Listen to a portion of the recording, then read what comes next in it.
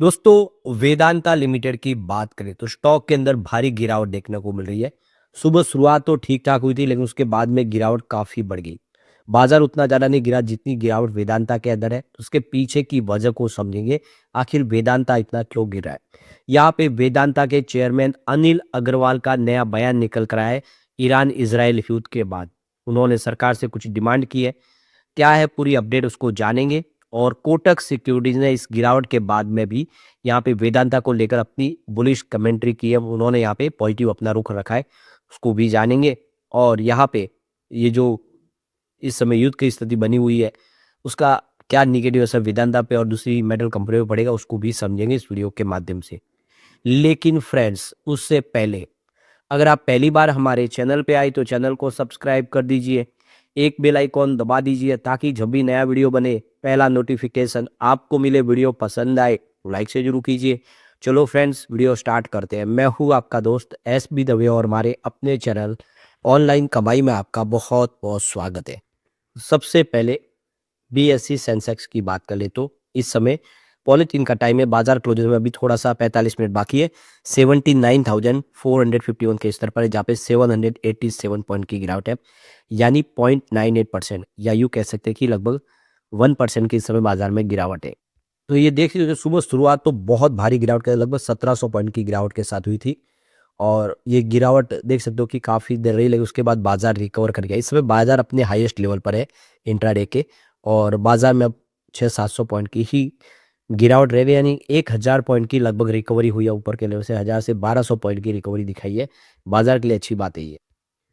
तो बाजार तो रिकवर कर गया लेकिन निफ्टी मेटल में अभी भी भारी गिरावट है। 11,815 के स्तर पे आप देखें तो 3.70% की गिरावट निफ्टी मेटल में है।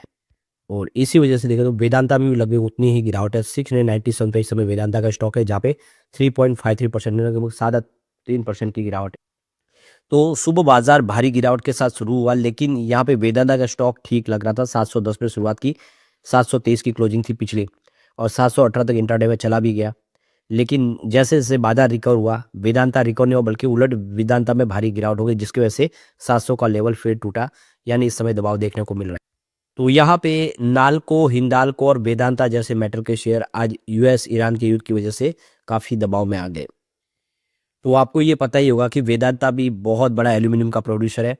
तो यहाँ पे नाल्को, हिंडाल्को और वेदांता के शेयर में देख सकते जो स्थिति दबाव की बनी आज 4 मार्च को। इसके पीछे वजह है कि कतर बेस्ड जो कंपनी है एल्यूमिनियम प्रोड्यूसर क्वाटलम, उन्होंने कहा है कि यहाँ पे वो अपना प्रोडक्शन है उसको होल्ड कर रही है। ये एक जॉइंट वेंचर्स है क्वांटम की तो बात करिए कतर एनर्जी और नॉर्थ हाइड्रो के बीच में। तो इनकी जो प्रोड्यूसर कैपेसिटी है वो 0.65 मिलियन टन है एल्यूमिनियम की एनुअली, और वो प्रोडक्शन उन्होंने होल्ड पे रख दिया है जिसकी वजह से एक नेगेटिव वातावरण बना है। अब यहाँ पे ईरान के साथ जो चल रहा है युद्ध, उसके हिसाब से देखें तो यहाँ पे अनिल अग्रवाल का नया लेटेस्ट बयान निकल कर है इजराइल ईरान के इस युद्ध को लेकर। तो यहाँ पे इस युद्ध को लेकर ईरान में जो चल रहा है इस समय संघर्ष और जो ग्लोबल इस समय अनिश्चितता बनी हुई है, इसके बीच में वेदांता के चेयरमैन अनिल अग्रवाल ने कहा है कि तेल, गैस और खनन जैसे क्षेत्रों को राष्ट्रीय प्राथमिकता घोषित करने की उन्होंने डिमांड की है सरकार से। और उन्होंने कहा है कि आज की दुनिया में कोई भी देश किसी का स्थायी मित्र या साझेदार नहीं होता है। उन्होंने चेतावनी दी कि मौजूदा भू राजनीतिक हालात में भारत के लिए आत्मनिर्भरता अब केवल लक्ष्य नहीं बल्कि एक अनिवार्य आर्थिक और रणनीतिक आवश्यकता बन चुकी है। अनिल अग्रवाल ने कहा है कि संसाधनों से भरपूर क्षेत्र में किसी भी बड़े अंतर्राष्ट्रीय तनाव का सीधा असर भारत पर पड़ सकता है, क्योंकि देश आज भी तेल, गैस और खनिजों के लिए बड़े पैमाने पर विदेशों पर निर्भर है। और हम अपनी ऊर्जा की आवश्यकता की जो जरूरत है उस पर 90% कच्चा तेल हम इंपोर्ट करते हैं। और इस समय तेल की आवश्यकता बहुत ज़्यादा है क्योंकि जो परिवहन की सारी व्यवस्था उसी के माध्यम से चलती है। तो देखो कि रसोई गैस का करीब 66% हिस्सा विदेशों से आता है। 50% जो तरलीकृत प्राकृतिक गैस का हम आयात करते हैं जिसका उपयोग स्वच्छ सार्वजनिक परिवहन में होता है। उन्होंने कहा कि तेल और गैस देश के कुल आयात व्यय का सबसे बड़ा हिस्सा है, जो हर साल देश के करीब 176 अरब अमेरिकी डॉलर तक पहुंच जाता है, यानी हमारा बहुत सारा डॉलर इसी वजह से बाहर जा रहा है। उनके अनुसार तेल, गैस और सोना मिलकर बांध के कुल आयात का लगभग 30% हिस्सा बनती है। अनिल अग्रवाल के मुताबिक अंतर्राष्ट्रीय बाजार में तेल और गैस की कीमतें बढ़ती है तो उसका सीधा असर देश की अर्थव्यवस्था पर पड़ता है। इससे सरकारी खर्च और कर्ज बढ़ते हैं रुपया कमज़ोर होता है, महँगाई बढ़ती है जिसका बोझ आम आदमी पे ही आता है। तो इस समय वेदांता के चेयर अनिल अग्रवाल ने सरकार से अपील की है कि तेल, गैस और खनन जैसे क्षेत्रों को राष्ट्रीय प्राथमिकता जल्द से जल्द घोषित करें। उन्होंने कहा कि इन क्षेत्रों में उत्पादन बढ़ाने के लिए प्रक्रियाओं को सरल बनाएँ और अनुमति में जो देरी हो रही है उसको कम करें। उसके अनुसार आत्मनिर्भरता हासिल करने के लिए देश को सोच समझकर जोखिम लेने से पीछे नहीं हटना चाहिए। तो उन्होंने ये कहा है कि जल्द से जल्द सरकार को कुछ बड़ा फैसला लेना चाहिए। जितना इस समय हम तेल इंपोर्ट कर रहे हैं उससे हमारा देश कमज़ोर हो रहा है।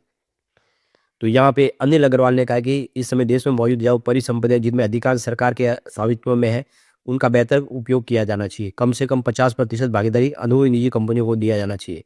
यानी जो भी इस समय सरकारी कंपनियां हैं उस पर 50% की हिस्सेदारी प्राइवेट प्लेयर की होनी चाहिए और कर्मचारियों को भी हिस्सा देकर उनकी नौकरी की सुरक्षा की सुनिश्चित भी की जानी चाहिए ताकि उनकी नौकरी भी रहे और प्राइवेट प्लेयर के आने से कामकाज की क्वालिटी में सुधार भी हो। तो इस विस्तार से देखें तो बड़े पैमाने पे रोजगार भी पैदा होंगे, बड़ी संख्या में महिलाओं की भी हिस्सेदारी बढ़ेगी और अनुकूल माहौल बनेगा। तो विदेश में जो इस समय प्रतिभाशाली व्यक्ति जो काम करे वो देश की वापसी करेंगे और इससे देश में हमारी जो एक अस्थिर जो अनिश्चितता है उसको आगे हम उसको निकाल के मजबूती के साथ आगे बढ़ पाएंगे। तो कोई भी जो देश है इस समय स्थायी मित्र नहीं होता है और संकट के समय में हर देश अपने हितों को प्राथमिकता देता है। ऐसे में भारत को भी अपनी ऊर्जा और खनिज की जरूरत को पूरा करने के लिए खुद पर निर्भर होना होगा, आत्मनिर्भर बनना होगा। अनिल अग्रवाल ने कहा कि राजस्थान के बाड़मेर में तेल क्षेत्र को लेकर बड़ी उम्मीदें जगी है। बयान ऐसे समय है जब देश में घरेलू उत्पादन बढ़ाने पर जोर दिया जा रहा है, आत्मनिर्भरता को रणनीतिक आवश्यकता बताया जा रहा है। तो वेदांता समूह की company Cairn oil and gas पिछले 2 दशकों में राजस्थान के बाड़मेर में सबसे बड़े थल आधारित तेल क्षेत्र में कच्चे तेल का उत्पादन कर रही है और यहाँ पे देख सकते हो कि मंगला, ऐश्वर्या और भाग्य में कई जगह पे उत्पादन हो रहा है और कच्चा तेल मिल रहा है। तो वेदांता के अनिल अग्रवाल का कहना है कि यहाँ पे और हम दोहन कर सकते हैं, तो यहाँ पे कैपेसिटी बढ़ा सकते हैं। तो वेदांता समूह करीब $5 अरब का निवेश करके तेल का उत्पादन बढ़ाकर 5 लाख बैरल प्रतिदिन तक ले जाना चाहता है। इस योजना के तहत 500 से 600 नए कुओं की खुदाई की जानी है और 20 रिग्स का उपयोग और पुराने क्षेत्रों के विस्तार के लिए लगभग 5 अरब बैरल तेल समतुल्य भंडार जोड़ने की भी योजना है। तो बड़ा एक विजन है और इस समय जब माहौल खराब है तो विदेशों के ऊपर निर्भर रहने की बजाय हमें देश में ही सारी अपनी ऊर्जा की आवश्यकताओं को पूरा करने के लिए और खनन करना ही होगा। तो अनिल अग्रवाल निवेश की बड़ी योजनाओं की यहाँ पे अपनी तरफ से जानकारी दे चुके हैं। अनिल अग्रवाल बिल्कुल तैयार है। सरकार को कुछ बड़ा फैसला करना होगा ताकि हम अपने इस समय जो 80 से 90% तेल इंपोर्ट करते हैं वो सारा बंद हो सकता है। इंडिया से उसकी काफ़ी भरपाई हो सकती है। तो यहाँ पे केन ऑयल गैस के करीब लगभग 35,000 करोड़ रुपए के निवेश के प्रस्ताव रखा गया है जिसका उद्देश्य के उत्पादन को बढ़ाकर 3 लाख बैरल प्रतिदिन कर ले जाना है। तो काफ़ी भारी योजना करने को तैयार है। यहाँ पे देख सकते हो कि वेदांता तो कुल मिला के एक बड़ा विजन है। अगर सरकार साथ देती है तो आने वाले समय वेदांता और साथ में हमारे देश का भला हो सकता है।